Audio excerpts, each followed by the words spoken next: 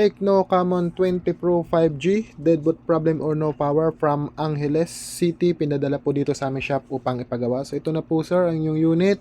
Thank you for trusting our service. Tapos na po namin ito magawa.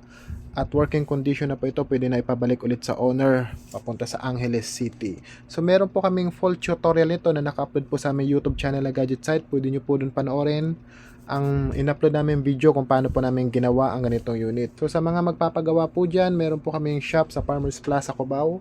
Pwede po kayo doon mag-walk-in at pwede nyo po yan panoorin at hintayin habang ginagawa po namin. At sa mga malalayo naman po kagaya nito, galing pa ng provinces, pwede nyo po ipadala sa amin via LBC. PM lang po kayo sa aming Facebook page at magbibigay po kami ng exact details kung saan nyo po ipapadala. At syempre, pwede nyo rin po ipadala sa amin via Lalamove. PM lang po kayo sa aming Facebook page.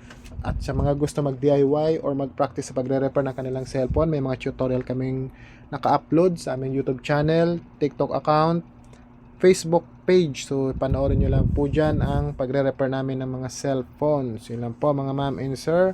Tecno Camon 20 Pro 5G, deadbolt problem, repair successfully. Thank you and good day to all of you.